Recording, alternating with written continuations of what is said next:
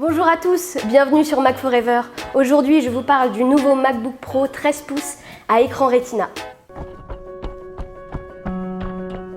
Cet été, Apple avait déjà équipé le MacBook Pro 15 pouces de dalle Retina, une machine que Tim Cook avait présentée comme le futur des portables. C'était logique et plutôt réussi puisqu'il s'agit d'un ordinateur vraiment professionnel avec un grand écran et de bonnes performances. Quelques mois plus tard, on ne peut pas dire que le Retina soit arrivé partout. Certes, une bonne partie des applications du Mac App Store y sont passées, mais il manque toujours les plus gros. Photoshop, After Effects, Lightroom, Office.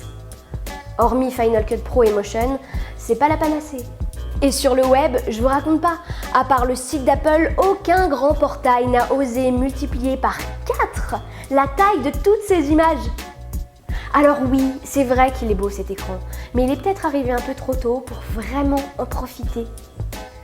Bon, autant mettre les pieds dans le plat tout de suite. Sur une petite bécane comme ça, on peut aussi se demander si c'est vraiment pertinent d'aller y mettre du Retina. D'autant que ça complexifie beaucoup la gamme des 13 pouces. Le MacBook Pro reste au catalogue, le MacBook Air également, et on a cette machine là, au milieu.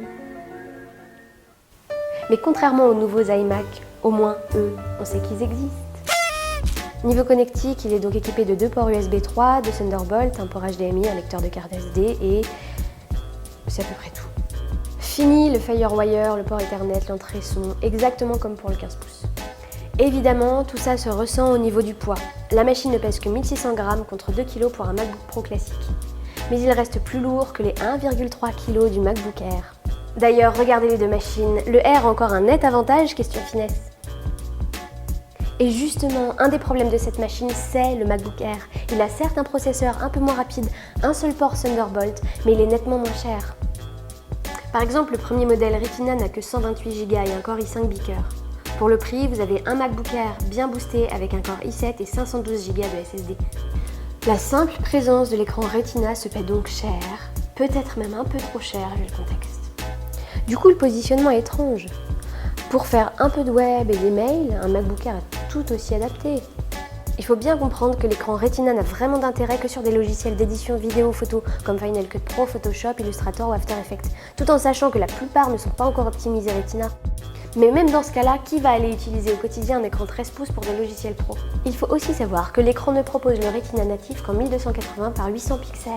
Même le MacBook Air 11 pouces a une résolution plus élevée. Avant d'enchaîner, écoutez bien la pub.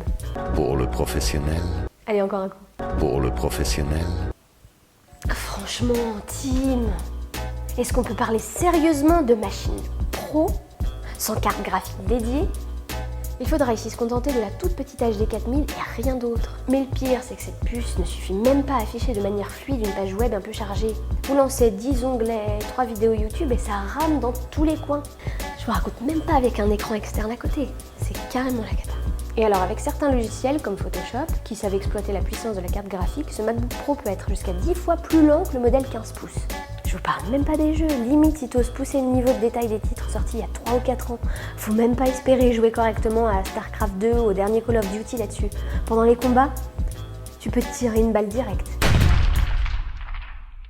Pour le reste, ne soyons pas trop mauvaises langues, les performances sont quand même au rendez-vous.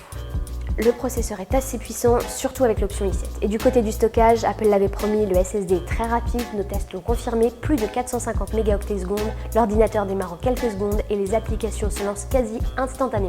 L'USB 3 est aussi très utile, même avec une simple clé USB. Quant au Thunderbolt, c'est très rapide, c'est vrai, mais les accessoires sont encore vraiment très chers et pas très nombreux. Alors au final, est-ce qu'Apple s'est vraiment planté avec cette machine ? En tout cas, hormis l'écran Retina, on cherche quand même encore ses qualités professionnelles. On a trouvé ce MacBook Pro assez mal équipé, cher, sous-dimensionné et avec beaucoup trop de compromis pour un pro.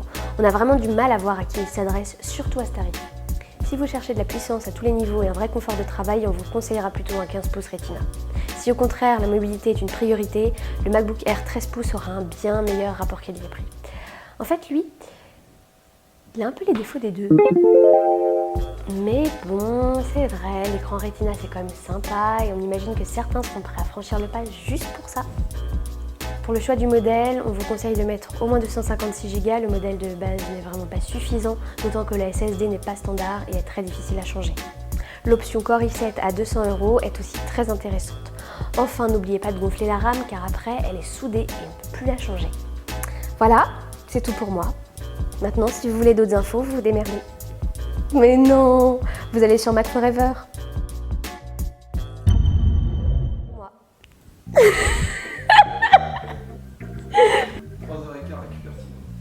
Mais tu me dis des conneries, comment veux-tu que je rigole pas aussi? Maintenant, si vous voulez d'autres informations, bah, vous vous démerdez. Mais non, on a fait un test. Backboober. Backboober. Il le veut pas, hein?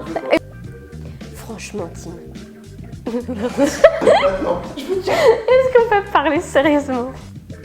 Franchement, Tim. Est-ce qu'on peut sérieusement? On peut tirer une balle directe. Ou deux.